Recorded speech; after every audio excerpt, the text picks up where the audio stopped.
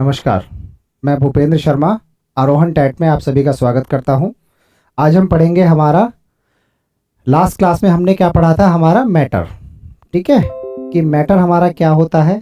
ठीक है, मैटर का मतलब क्या था कि ऐसी कोई भी चीज़ जो अपना स्पेस घेरेगी, कुछ स्थान घेरेगी और जिसका कुछ क्या होगा, मास होगा या द्रव्यमान होगा, तो उसको हमने मैटर कहा था। फिर हमने पढ़ा था मैटर का क्लासिफिकेशन। तो मैटर का क्लासिफिकेशन हमने दो चीज़ों के आधार पे पढ़ा। पहला उनका फिजिकल प्रॉपर्टीज़ के आधार पे, फिजिकल प्रॉपर्टीज़ या जिन्हें हम देख सकते हैं, जिन फीचर्स को हम छू के महसूस कर सकते हैं, तो उसके हिसाब से कौन कौन से थे, सॉलिड, लिक्विड, गैस, मतलब ठोस, द्रव और गैस। उसके बाद में केमिकल प्रॉपर्टीज़ के बेस पे, केमिकल प्रॉपर्टीज़ के बेस पे हमने क्या देखा था, ये देखा था कि मैटर हमारा किस किस तरीके का होता है। जैसे एलिमेंट हो सकता है हमारा, मेटल हो सकता है, नॉन मेटल हो सकता है, मिक्सचर हो सकते हैं, कंपाउंड हो सकते हैं, ये सब हमने देखा था। ये हमने पढ़ा था इसके बारे में कि हमारे सॉलिड, लिक्विड, गैस, सॉलिड में जो पार्टिकल्स होंगे बिल्कुल पास पास में होंगे, लिक्विड में थोड़े दूर होंगे, और गैसेस में जो पार्टिकल होंगे वो कैसे होंगे, बहुत ज़्यादा दूर दूर होंगे। इसके बाद में इनकी हमने कुछ प्रॉपर्टीज़ देखी थी, सॉलिड, लिक्विड और गैस। जैसे शेप होगा, है ना, सॉलिड की शेप कैसी होगी, फिक्स होगी।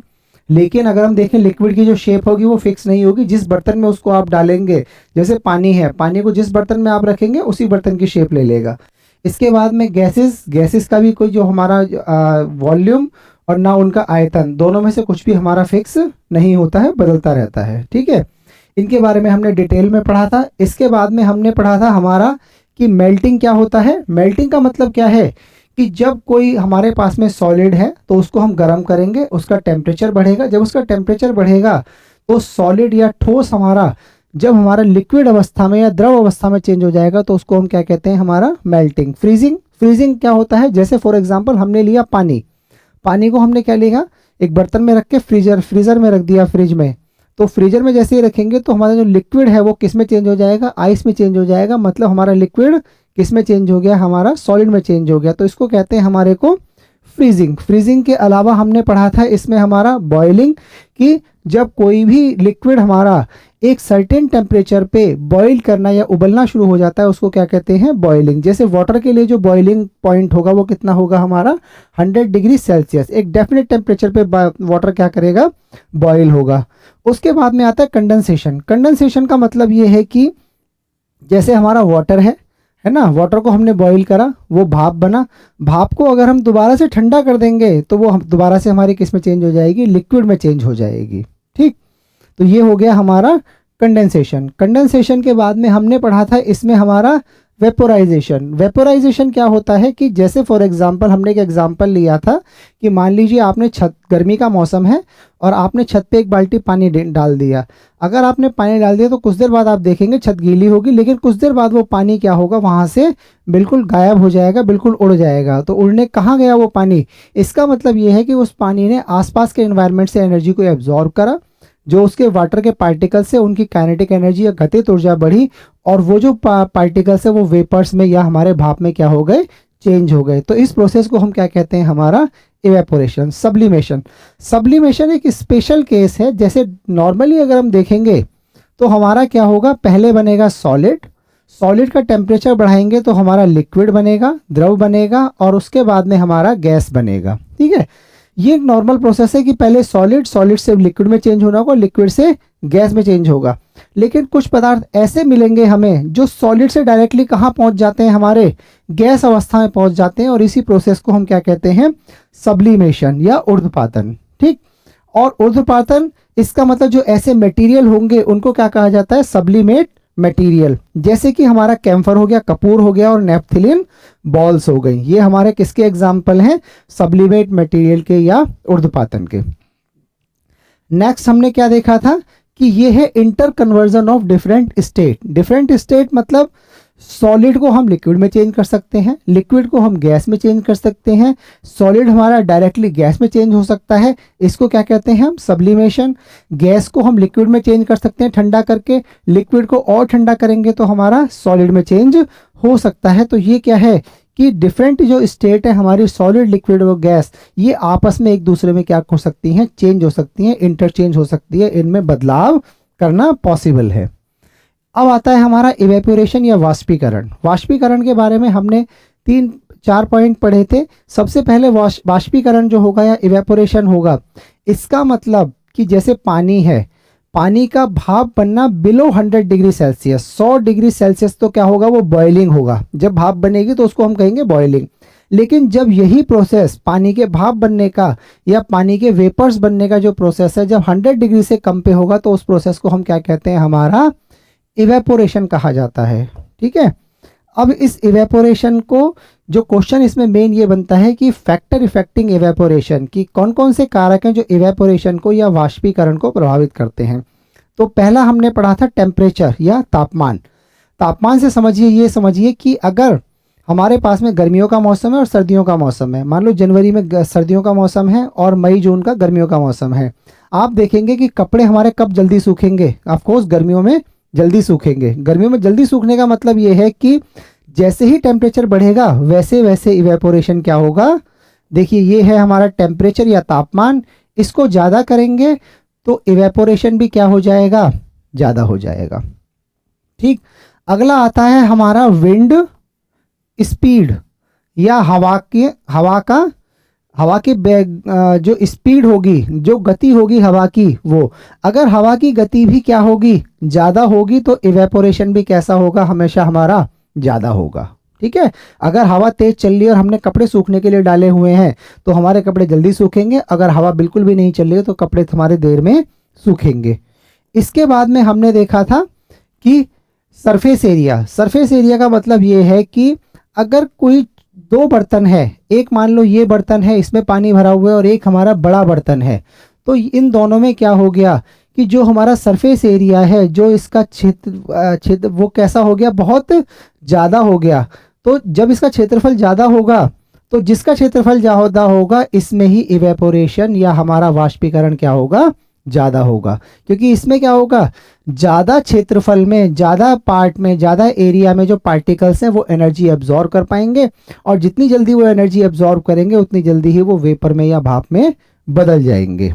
उसके बाद में आता है हमारा ह्यूमिडिटी। ह्यूमिडिटी या जिसको हम कहते हैं आर्द्रता। तो आर्द्रता का क्या है, उल्टा रिलेशन है। आर्द्रता का क्या है, देखिए तापमान हो गया, सरफेस एरिया हो गया हमारा, और तापमान और सरफेस एरिया क्या है, पॉजिटिव रिलेशन है, एक बढ़ेगा दूसरा भी बढ़ेगा। लेकिन ह्यूमिडिटी के साथ में क्या होगा, उल्टा रिलेशन होगा। अगर ह्यूमिडिटी हमारी ज़्यादा होगी तो हमारा इवेपोरेशन कैसा होगा, वाष्पीकरण कम होगा। अगर ह्यूमिडिटी ज़्यादा होगी तो इवेपोरेशन कैसा होगा, हमारा कम होगा। अब आगे देखते हैं हमारे इसमें। ठीक है, ये हमने सब पढ़ लिया, surface area, temperature, wind speed, humidity, है ना, ये सब हमने इसके बारे में पढ़ लिया। अब एक स्पेशल केस है हमारा effect of change of pressure on the gas. मान लीजिए कोई गैस है हमारे पास में, उस पर अगर हम प्रेशर लगाते हैं तो प्रेशर का क्या इफेक्ट होगा। देखिए जैसे कि हमने ये देखा, ये एक बर्तन है ना, इंजेक्शन की सिरिंज का आप एग्जांपल ले सकते हैं। यहाँ पे क्या है, कुछ पार्टिकल्स हैं, एयर के होंगे, ये पिस्टन है। अगर इसको हम नीचे की तरफ दबाएंगे तो इसका इफेक्ट क्या होगा, ये जो पार्टिकल्स होंगे ये क्या हो जाएंगे, बिल्कुल हमारे पास पास आ जाएंगे। ठीक है, जब ये पास पास आ जाएंगे इसका मतलब क्या है कि जिस गैस ने बहुत ज़्यादा जगह घेर रखी थी, हमने उस पर प्रेशर लगाया, उसके पार्टिकल पास पास आ गए, और पार्टिकल पास पास आ जाएंगे। और यहाँ तक ये भी पॉसिबिलिटी के कि जो हमारी जो गैस है वो किस में चेंज हो जाएगी, लिक्विड फॉर्म में या द्रव की अवस्था में चेंज हो जाएगी। तो प्रेशर बढ़ाने से गैसेस का उनकी अवस्था में परिवर्तन करना पॉसिबल है। जैसे कि एग्जांपल लेंगे आप एलपीजी। ठीक है, एलपीजी लिक्विफाइड पेट्रोलियम गैस या द्रवित पेट्रोलियम गैस।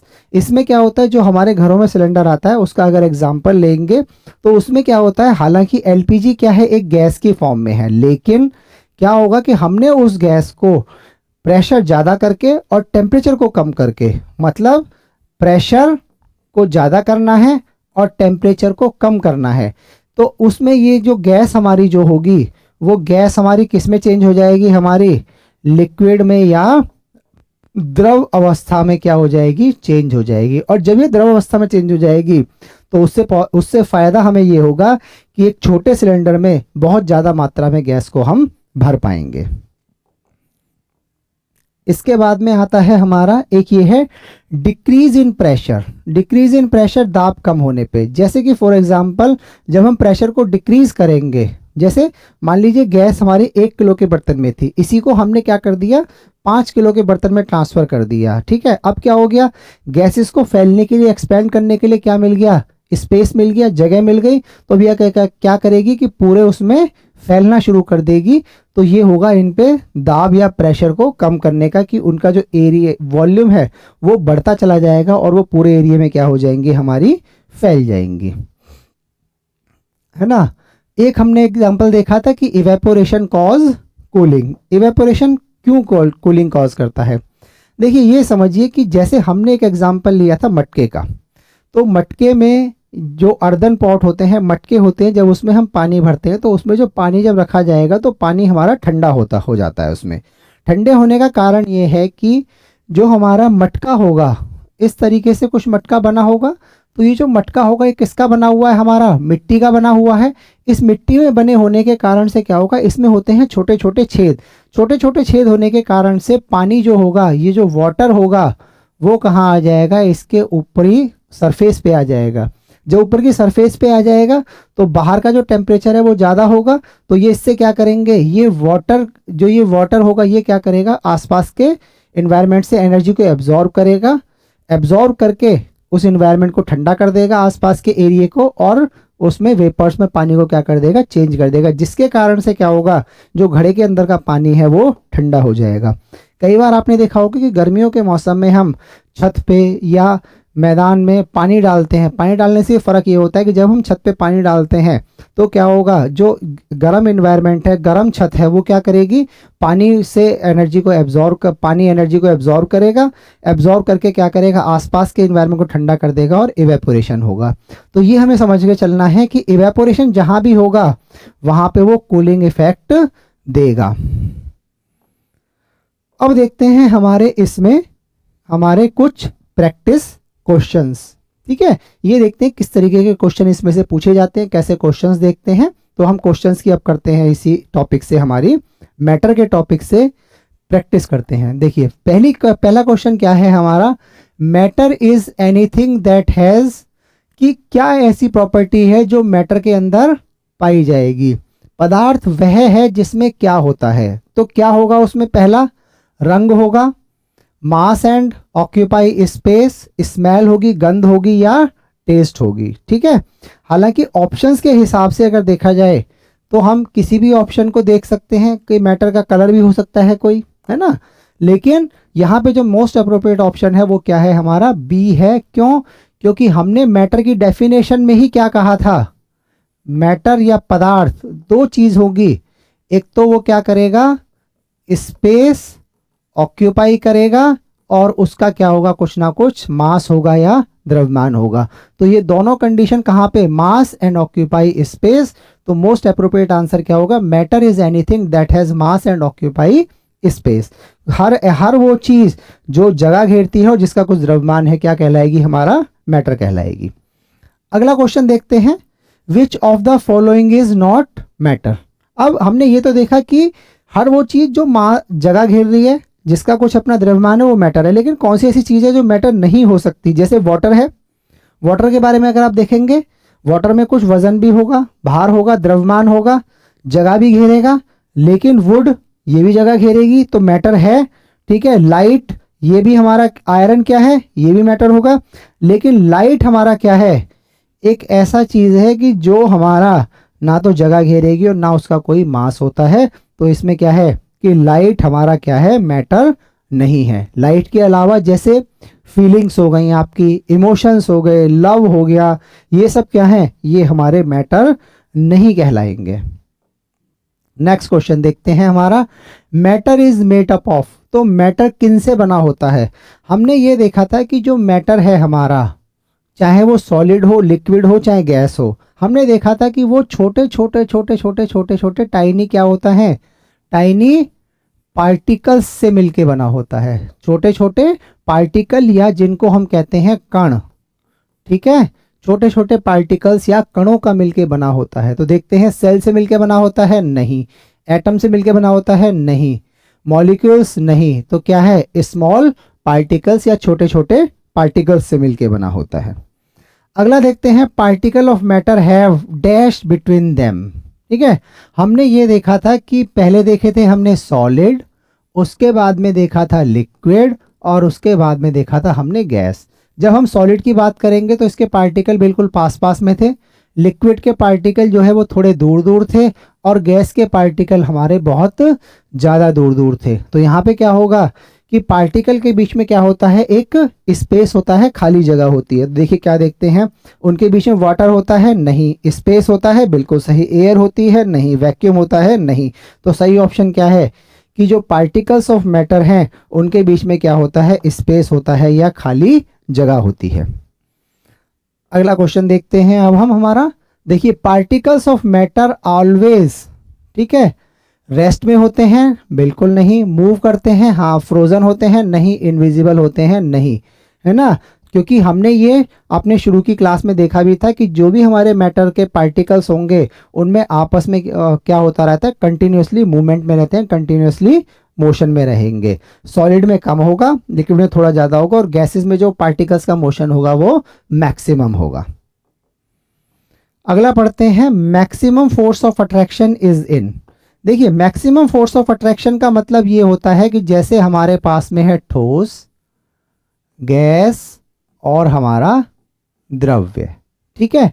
तो मैक्सिमम जो फोर्स ऑफ अट्रैक्शन होगा, क्योंकि ठोस के जो पार्टिकल हैं वो क्या है, बिल्कुल पास पास में एक दूसरे से चिपके हुए हैं, तो यहाँ पे फोर्स ऑफ अट्रैक्शन क्या होगा, मैक्सिमम होगा। और गैस के केस में फोर्स ऑफ अट्रैक्शन कैसा होगा, मिनिमम, क्योंकि इसके पार्टिकल क्या है, दूर दूर होंगे। मान लो एक पार्टिकल ये है, एक पार्टिकल ये है, तो ये क्या है, बहुत दूर दूर हैं। तो फोर्स ऑफ अट्रैक्शन ठोस में सबसे ज़्यादा होगा, गैस में सबसे कम होगा, और द्रव में क्या होगा, मीडियम होगा, ठोस और गैस के कंपैरिजन में, ठीक है। Maximum force of attraction is in, तो यहाँ पे ऑप्शन क्या है, सॉलिड। सॉलिड में होगा या हमारा ठोस में होगा। अगला पढ़ते हैं, देखिए अब है, matter exist mainly in how many state. देखिए, मैटर के शुरुआत में क्या था कि हमारे पास में स्टार्टिंग में एनसीईआरटी में चीज़ें जोड़ी हुई थी। हमने क्या पढ़ा था कि ठोस, सॉलिड, लिक्विड और गैस, ठोस, द्रव और गैस। लेकिन उसमें क्या है, दो स्टेज और दी गई थी जिनको हमने क्या कहा था, प्लाज्मा स्टेट और बोस-आइंस्टीन कंडेंसेट, ठीक है। लेकिन बोस-आइंस्टीन कंडेंसेट जो है हमारी, ये दो स्टेज हमारी एनसीईआरटी से काट दी गई हैं। तो यहाँ पे जो सही ऑप्शन होगा वो कौन सा होगा, 3 ही स्टेज होंगी। पहला कौन सा होगा, सॉलिड, दूसरा कौन सा होगा, लिक्विड, और तीसरा कौन सा होगा, गैस। सॉलिड मतलब ठोस, लिक्विड मतलब द्रव, और गैस मतलब हमारा गैस हो गई, ठीक है। तो सॉलिड, लिक्विड और गैस, ये 3 स्टेट ही होंगी। Which state has fix shape and volume. तो शेप और वॉल्यूम किसका फिक्स होगा, हमने पढ़ा था हमारी पहले की स्लाइड में ही कि जब भी हमारा कोई सॉलिड होगा, तो सॉलिड के केस में मान लीजिए अगर ये लकड़ी का टुकड़ा है, ये इसकी शेप है, ये आयरन का टुकड़ा है, अगर मान लो इसकी ऐसी शेप है, तो इनकी शेप यही रहेगी जब तक हम इसके साथ में कोई भी बदलाव नहीं करेंगे। मान लीजिए लकड़ी के टुकड़े को हमने काट दिया तो क्या होगा, उसकी शेप चेंज हो जाएगी। लोहे का टुकड़ा है, मान लो उसको पीट पीट के हमने उसकी शेप चेंज कर दिया, तो जब तक हम चेंज नहीं करेंगे, जब तक इनकी जो शेप और वॉल्यूम कैसा रहेगा हमारा, मतलब आकार और आयतन दोनों कैसे रहेंगे, इनके फिक्स रहेंगे बिल्कुल। अब देखिए, liquid takes the shape of, liquid takes the shape of, मतलब क्या हुआ इस बात का, मतलब ये हुआ कि जैसे मान लीजिए एक हमारे पास में है ग्लास, ठीक है, एक हमारा क्या है, मान लो इस तरीके का जग बना हुआ है ना। एक हमारे पास में क्या है, बोतल है, ये है ना। तो अब लिक्विड को आप इसमें डालिए, इस लिक्विड को इसमें डालिए, इसमें डालिए, तो जैसे ही जिस कंटेनर में डालेंगे, जिस तरीके के कंटेनर में आप डालेंगे, वो उसी की क्या ले लेगा, शेप ले लेगा। तो यहाँ पे क्या होगा, liquid take the shape of container. तो जिस कंटेनर में या जिस पात्र में लिक्विड को हम रखेंगे, वो उसके जैसी ही शेप क्या करेगा, ले लेगा। Which state is highly compressible. अब देखिए कंप्रेसिबिलिटी का मतलब क्या होता है, जैसे आपने फॉर्म देखी होगी, फॉर्म देखेंगे तो जैसे मान लो इतनी बड़ी फॉर्म है, अगर उसको दबाएंगे तो वो दब जाएगी, जैसे उसको छोड़ेंगे दोबारा से वो अपनी पुरानी स्टेज में आ जाएगी। अब कंप्रेसिबिलिटी में हमने क्या पढ़े, 3 चीज़ें पढ़ी हैं, सॉलिड, लिक्विड और गैस। तो सॉलिड के पार्टिकल तो बिल्कुल पास पास में हैं, लिक्विड के पार्टिकल थोड़े पास में हैं, और गैस के जो पार्टिकल हैं वो बहुत ज़्यादा दूर दूर हैं। तो जिसके पार्टिकल बहुत ज़्यादा दूर दूर होंगे उसी के पार्टिकल्स को हम ज़्यादा पास पास में ला सकते हैं। इसका मतलब जो कंप्रेसिबिलिटी होगी, जो उनकी संपीड़न की क्षमता होगी, वो सबसे ज़्यादा किस में होगी, हमारे गैस में होगी।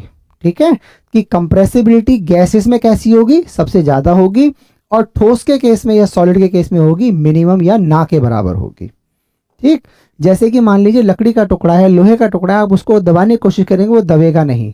ठीक है, तो वहां पे क्या होगा, कंप्रेसिबिलिटी या संपीड़ितता उसकी क्या हो जाएगी, बिल्कुल 0 या ना के बराबर होगी। आगे पढ़ते हैं, melting is change of. Melting, melting का मतलब क्या होता है, देखिए मेल्टिंग या जिसको हम कहते हैं गलन।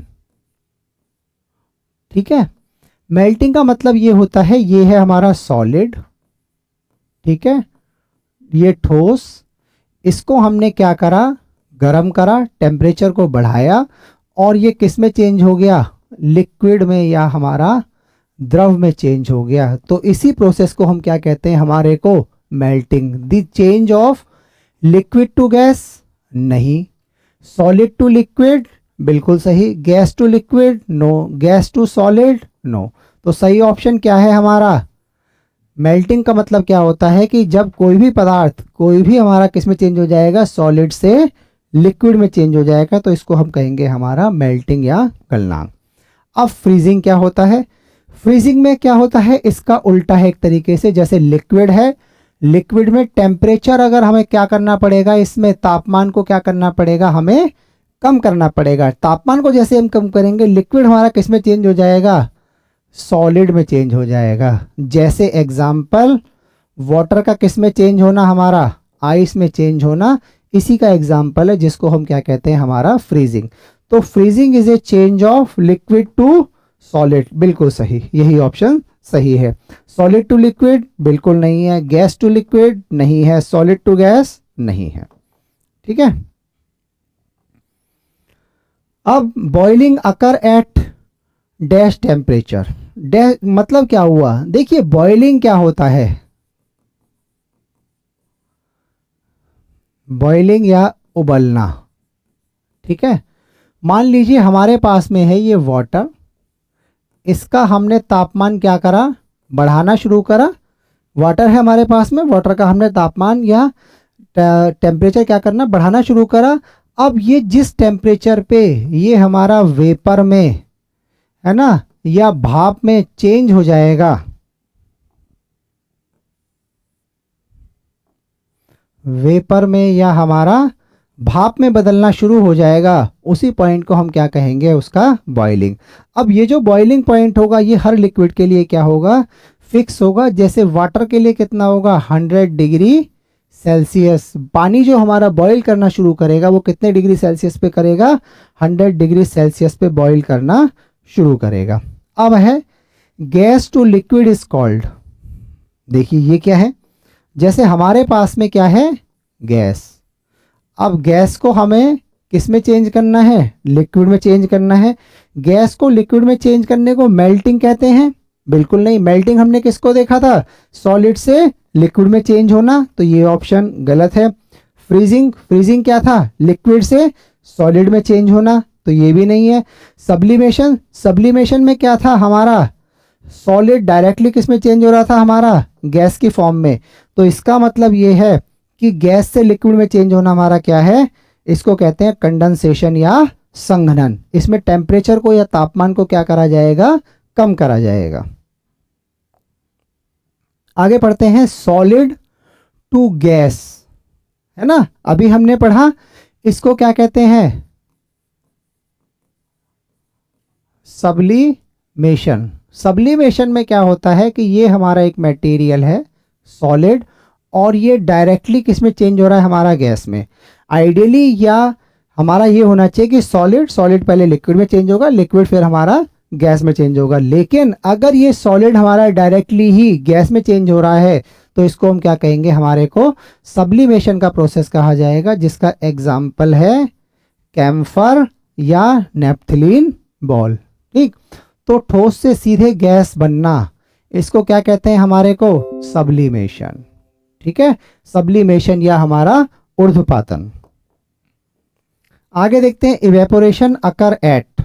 ठीक है, इवेपोरेशन, देखिए बॉइलिंग और इवेपोरेशन में केवल इतना ही डिफरेंस है कि जब भी हमारा बॉइलिंग होगी या उबलना शुरू होगा कोई भी लिक्विड तो एक सर्टेन टेम्परेचर पे होगा, लेकिन इवेपोरेशन हमारा बिलो बॉइलिंग पॉइंट होगा। बिलो बॉइलिंग पॉइंट का मतलब ये हो गया कि जैसे वाटर है, वाटर उबलना हमारा 100 डिग्री सेल्सियस पे शुरू करता है, तो जैसे ही टेम्परेचर 100 डिग्री से कम भी होगा तो हमारा इवेपोरेशन होगा। वो 30 डिग्री भी हो सकता है, 40 डिग्री भी हो सकता है, 50 डिग्री भी हो सकता है।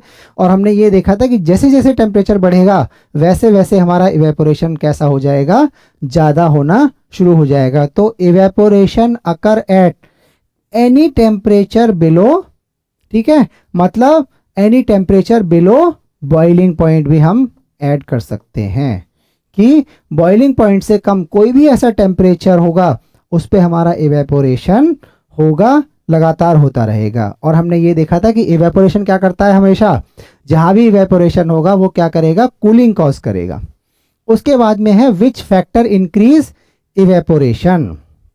देखिए अगर हाई ह्यूमिडिटी है, हाई ह्यूमिडिटी का मतलब क्या है कि अगर एयर में जो वाटर है वो क्या है, ज़्यादा है पहले से, है ना, तो हमारा इवेपोरेशन कैसा होगा, कम होगा। तो ये ऑप्शन बिल्कुल गलत है, क्योंकि आपने देखा होगा कि गर्मियों का, अगर बरसात का टाइम है तो कपड़ों को सूखने में ज़्यादा टाइम लगेगा, लेकिन अगर गर्मियों का टाइम है तो कम लगेगा। ठीक है, क्योंकि बरसात के टाइम में क्या होगा, एयर में जो वाटर कंटेंट है, जो वाटर की उपलब्धता है या ह्यूमिडिटी है या आर्द्रता है वो कैसी है, ज़्यादा है, तो ज़्यादा होगा तो इवेपोरेशन कम होगा।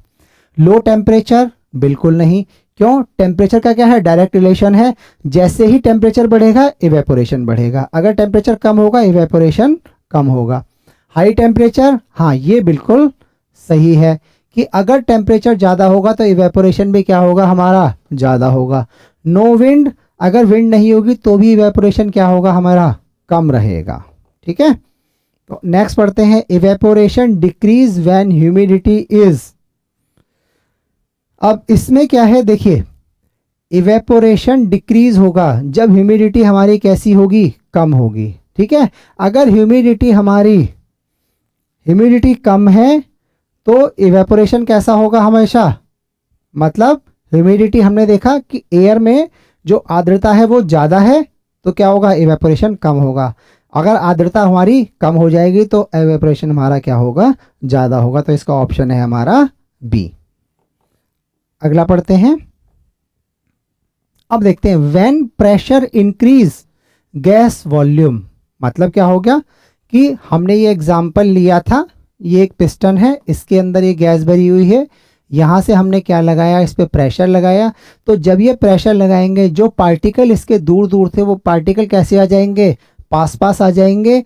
इसका मतलब ये होगा when pressure increase gas volume या आयतन, आयतन कैसा हो जाएगा, हमारा कम हो जाएगा या घट जाएगा। तो क्या है, आयतन हमारा डिक्रीज होगा या घटेगा। इवेपोरेशन कॉज कूलिंग बिकॉज, ठीक है, इवेपोरेशन क्यों कूलिंग कॉज करेगा। देखिए इवेपोरेशन या वाष्पीकरण, वाष्पीकरण के बारे में हमने ये देखा था कि वो आसपास के एनवायरनमेंट से क्या करेगा, एनर्जी को एब्जॉर्ब करेगा। एनर्जी जब वो एब्जॉर्ब करेगा तो आसपास के एनवायरनमेंट को क्या करेगा, ठंडा करेगा या कूल करेगा। तो इवेपोरेशन कॉज कूलिंग बिकॉज, वाष्पीकरण ठंडक देता है क्योंकि हीट इज एब्जॉर्ब, वो क्या करेगा, आसपास के एनवायरनमेंट से हीट को क्या करेगा, एब्जॉर्ब कर लेगा, इसलिए वो क्या करेगा, हमारा कूलिंग कॉज करेगा हमेशा। अगला पढ़ते हैं विच situation shows maximum rate of evaporation. अच्छा ये थोड़ा सा हमारा ट्रिकी क्वेश्चन है, जैसे आजकल के क्वेश्चन आ रहे हैं।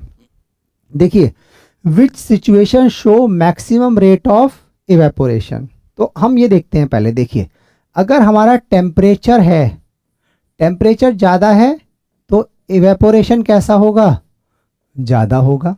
ठीक है, अगला है हमारा विंड स्पीड। विंड स्पीड अगर ज़्यादा है तो इवेपोरेशन भी कैसा होगा, ज़्यादा होगा। इसके बाद में आता है हमारा ह्यूमिडिटी या आर्द्रता। ह्यूमिडिटी ज़्यादा होगी तो इवेपोरेशन कैसा होगा, हमेशा हमारा कम होगा। ठीक है, उसके बाद में क्या है, सरफेस एरिया। सरफेस एरिया, अगर सरफेस एरिया ज़्यादा होगा तो हमारा इवेपोरेशन भी कैसा होगा, ज़्यादा होगा। केवल जो उल्टा रिलेशन है वो किस में है, हमारा ह्यूमिडिटी के केस में है। ये फर्स्ट, ये सेकंड और इसको हमने थर्ड मान लिया। ठीक है, तो फर्स्ट सेकंड और थर्ड, ठीक है, ये जो होंगे फर्स्ट सेकंड और हमारा थर्ड, ये तीनों जैसे जैसे बढ़ेंगे वैसे वैसे इवेपोरेशन क्या होगा, हमेशा हमारा बढ़ेगा। ह्यूमिडिटी के केस में क्या होगा, उल्टा होगा। ह्यूमिडिटी बढ़ेगी तो इवेपोरेशन कम होगा। अब देखते हैं क्वेश्चन की तरफ। विच situation show maximum rate of evaporation, किस स्थिति में वाष्पीकरण की दर सबसे अधिक होगी। कोल्ड डे नहीं हो सकती, ह्यूमिडिटी या नो विंड ये तो ऑप्शन ही ठीक नहीं है। ठीक है, हॉट डे हो गया, लो ह्यूमिडिटी हो गई, स्ट्रॉन्ग विंड हो गया, ये बिल्कुल सही है। देखिए, हॉट डे है मतलब टेम्परेचर कैसा होगा, ज़्यादा होगा। टेम्परेचर ज़्यादा तो हमारा इवेपोरेशन ज़्यादा। ह्यूमिडिटी लो है, इवेपोरेशन ज़्यादा। विंड हमारी तेज चल रही है, ह्यूमिडिटी सॉरी विंड अगर हमारी तेज चल रही है तो इवेपोरेशन ज़्यादा। तो ये ऑप्शन बिल्कुल सही है। देखिए, देखते हैं, कोल्ड डे बिल्कुल पॉसिबल नहीं है। हॉट डे होगा लेकिन इसमें क्या है, हाई ह्यूमिडिटी है, ह्यूमिडिटी ज़्यादा है तो इवेपोरेशन कम होगा। तो ऑप्शन कौन सा है, बी ऑप्शन हमारा बिल्कुल सही होगा। नेक्स्ट पढ़ते हैं। A balloon taken to a mountain expand because, पहाड़ पर ले जाने पर गुब्बारा फैल जाता है, क्यों। क्योंकि वहाँ पे जो होता है, देखिए जैसे ही क्या होगा, आपने अगर हम नॉर्मल यहाँ पे हैं, हमने बलून में हवा भरी, हवा भरने के बाद में क्या होगा, अंदर से जो गैस है वो कुछ प्रेशर लगाएगी और बाहर हमारा कौन सा होगा, एटमॉस्फेरिक प्रेशर होगा। ठीक है, अब इसके बाद में क्या होगा हमारा कि एटमॉस्फेरिक प्रेशर के कारण अब जैसे ही हम कहाँ जाएंगे, पहाड़ पे जाएंगे या माउंटेन पे या हिल एरिया पे जाएंगे, वहाँ पे क्या होगा, एटमॉस्फेरिक प्रेशर, एटमॉस्फेरिक प्रेशर कैसा हो जाएगा, कम हो जाएगा। तो अब क्या होगा, जो अंदर से गैस है जो प्रेशर लगा रही है वो तो प्रेशर ज़्यादा हो गया और बाहर का प्रेशर कम हो गया। तो इस केस में क्या होगा, प्रेशर क्या हो जाएगा हमारा, ऊपर जाके डिक्रीज हो जाएगा। ठीक है, लो प्रेशर होगा तो गैस क्या होगी हमारी, एक्सपेंड हो जाएगी। मतलब बलून का जो साइज है माउंटेन पे ले जाने पे क्या होगा, थोड़ा सा बढ़ जाएगा या इंक्रीज हो जाएगा। Which statement correctly explain diffusion fastest in gases, गैसों में विसरण मतलब डिफ्यूजन सबसे तेज क्यों होता है। देखिए, डिफ्यूजन का मतलब ये होता है कि दो जो हमारे मैटर हैं उनके पार्टिकल आपस में क्या हो जाते हैं, एक दूसरे में मिक्स हो जाते हैं। अब मिक्स होने कहाँ पॉसिबल सबसे ज़्यादा होगा, जहाँ पे उनमें जगह ज़्यादा होगी। सॉलिड में जो जगह है वो आपस में स्पेस बहुत कम है, लिक्विड में थोड़ा ज़्यादा है, गैस में स्पेस बहुत ज़्यादा है। तो इसलिए डिफ्यूज़न हमारा सबसे ज़्यादा किस में होगा, गैसेस में होगा। ठीक, तो यहाँ पे क्या है, Which statement correctly? Gas particles are heavier. Gas particle have a strong attraction. Gas particle move freely and fast. Gas particle are tightly packed. तो यहाँ पे ये ऑप्शन है। देखिए, टाइटली पैक तो होते ही नहीं है, ये तो बहुत दूर दूर होते हैं। हैवियर भी नहीं होते, छोटे छोटे पार्टिकल्स हैं। आर स्ट्रॉन्ग अट्रैक्शन नहीं, मैक्सिमम अट्रैक्शन हमने किस में देखा था, सॉलिड के केस में। गैसेस में हमारा जो अट्रैक्शन फोर्स ऑफ अट्रैक्शन होगा वो कैसा होता है, मिनिमम होता है। तो gas particles move freely and fast, इनमें क्या होता है, क्योंकि दूर दूर पार्टिकल्स हैं तो इनको मूवमेंट करने के लिए, वाइब्रेट करने के लिए बहुत सारी जगह मिल जाती है और बहुत तेज तेज मूव करते हैं ये। Next, why does spirit feel colder than water on the skin. ठीक है, तो होता ये, जैसे आपने पानी लिया और स्पिरिट ले ली एक हाथ में, तो होगा क्या, स्पिरिट का जो हमारा इवेपोरेशन है वो क्या हो जाता है, बहुत ही कम टेम्परेचर पे हो जाता है। वो क्या करेगी, जैसे स्पिरिट हमने हाथ पे डाली, हाथ से उसने एनर्जी को एब्जॉर्ब किया और एनर्जी एब्जॉर्ब करके स्पिरिट हमारी तुरंत ही किस में चेंज हो जाएगी, हमारी वेपर्स में चेंज हो जाएगी और कूलिंग इफेक्ट हमें देगी। ठीक है। It has high boiling point, नहीं, बॉइलिंग पॉइंट तो कैसा होता है, इसका कम होता है। इट फ्रीज क्विकली, नहीं। इट इज़ मोर डेंसिटी, नहीं। और क्योंकि डेंसिटी तो सबसे ज़्यादा किस में होगी, हमारी सॉलिड के केस में होगी। ठीक है। It evaporate faster and absorb more heat, तो इसका क्या होगा, इवेपोरेशन बहुत फास्ट होगा और एनर्जी को क्या करेगी, ये जल्दी से एब्जॉर्ब कर लेगी। अब which change of state involve absorption of heat, कौन सी ऐसी अवस्था है, परिवर्तन है जिसमें ऊष्मा का क्या होता है, अवशोषण होता है, टेम्परेचर को क्या करेंगे, या एब्जॉर्ब करेगा। जैसे फ्रीजिंग है और कंडेंसेशन है, मेल्टिंग एंड वेपोराइजेशन है, कंडेंसेशन एंड फ्रीजिंग है, फ्रीजिंग एंड सॉलिडिफिकेशन है। ठीक है। तो इसमें क्या है हमारा, देखिए, मेल्टिंग और वेपोराइजेशन। मेल्टिंग का मतलब ये होता है कि जो हमारा सॉलिड है उसको हम गर्म करेंगे और लिक्विड में क्या हो जाएगा, चेंज हो जाएगा। वेपोराइजेशन में भी क्या है हमारा, कि जो लिक्विड है हमारा वो आसपास के इन्वायरमेंट से एनर्जी को एब्जॉर्ब करेगा, एनर्जी एब्जॉर्ब करके वेपर्स में चेंज हो जाएगा। तो इसका ऑप्शन कौन सा होगा हमारा, बी ऑप्शन ठीक होगा, मेल्टिंग एंड वेपोराइजेशन। मेल्टिंग मतलब गलनांक और वेपोराइजेशन मतलब हमारा वाष्पीकरण। ठीक है। तो ये हो गया हमारे इसके मैटर के ऊपर, ये कुछ प्रैक्टिस क्वेश्चंस थे जो हमने किए। ठीक है। उसके बाद में नेक्स्ट जो क्लास होगी हमारी वो केमिस्ट्री की ही क्लास होगी। ठीक है। जिसमें हम दोबारा से कंसेप्ट पढ़ेंगे और कंसेप्ट के बाद में फिर हमारे पीवाईक्यू करेंगे। ये हमारा चैनल है आरोहण टैट के नाम से। ठीक है। इस चैनल को आप सब्सक्राइब करें ताकि कंटिन्यूसली आपको अपडेट मिलती रहे। चैनल को सब्सक्राइब करें, लाइक करें, शेयर करें और अपना यूपी टेट का जो एग्ज़ाम है वो बड़े आराम से बहुत अच्छी तरह से क्लियर करें। थैंक यू, धन्यवाद।